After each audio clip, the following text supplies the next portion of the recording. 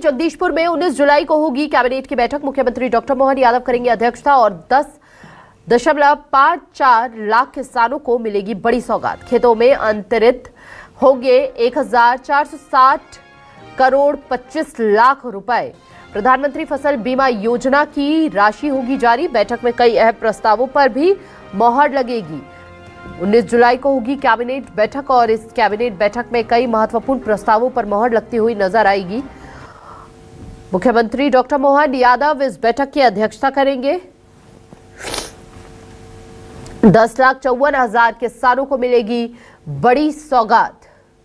ये बड़ी खबर इस वक्त आपको दे रहे हैं, जहां पर खातों में अंतरित होंगे 1460 करोड़ 25 लाख रुपए। 19 जुलाई को होगी कैबिनेट की यह बैठक। इस बैठक पर सभी की नजर रहेगी। खातों में अंतरित होंगे करोड़ों रुपए। प्रधानमंत्री फसल बीमा योजना की राशि जारी होगी। बैठक में कई अहम प्रस्तावों पर मोहर लगती हुई नजर आएगी। लाखों किसानों को मिलेगी बड़ी सौगात। बड़ी जानकारी इस वक्त खातों के अंतरित होंगे 1460। प्रधानमंत्री फसल बीमा योजना की राशि जारी होगी। बैठक में कई अहम प्रस्तावों पर मोहर लगती हुई नजर आएगी। मुख्यमंत्री डॉक्टर मोहन यादव करेंगे अध्यक्षता। 10,54,000 किसानों को बड़ी सौगात मिलेगी और खातों में अंतरित होंगे 1460 करोड़ से ज्यादा रुपए। ज्यादा जानकारी के लिए संवाददाता शिकिल बिहार हमारे साथ जुड़ चुके हैं। शिकिल से समझ लेते हैं। शिकिल, बड़ी बैठक होने जा रही है, कई महत्वपूर्ण प्रस्तावों पर मोहर लगेगी। इसके साथ लाखों किसानों को बड़ी सौगात मिलने जा रही है। कौन कौन से वो खास प्रस्ताव होंगे जिन पर मोहर लगने वाली है बैठक में?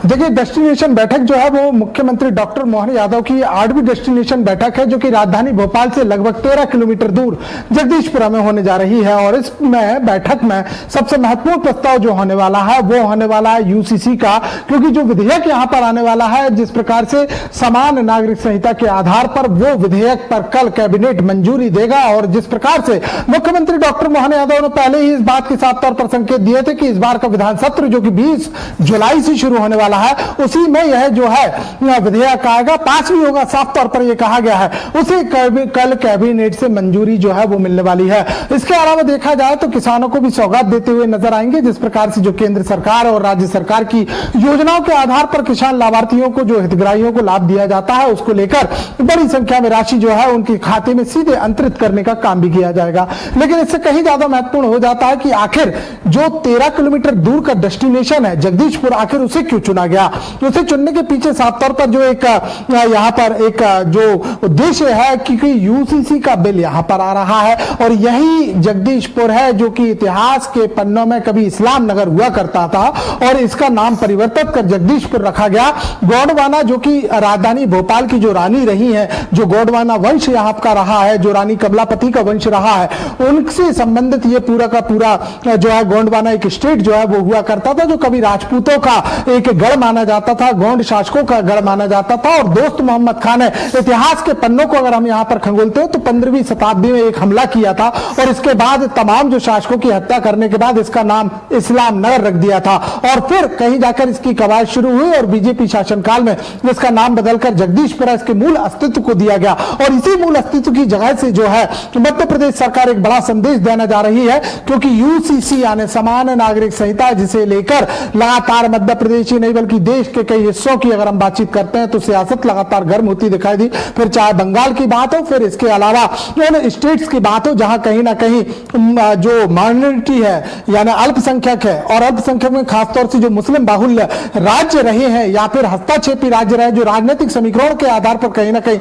आधार रखते हैं, उसमें जबरदस्त विरोध हुआ। और उसी जगह यानी कि इस्लाम नगर का परिवर्तित और सही नाम और जगदीशपुरा से कल एक कैबिनेट बैठक होने जा रही है। और इस कैबिनेट बैठक में यूसीसी के जो एक प्रस्ताव है उसको हरी झंडी यहां पर दी जाएगी। बिल्कुल बिल्कुल शिकिल, यानी कि मानसून सत्र में आएगा। हालांकि बिल्कुल शिकिल, यानी कि कुल मिलाकर कई अहम प्रस्तावों पर कर मोहर लगने वाली है और कई कारणों से ये बैठक बेहद खास रहने वाली है। बहुत बहुत शुक्रिया शिकिल आपका तमाम जानकारी साझा करने के लिए।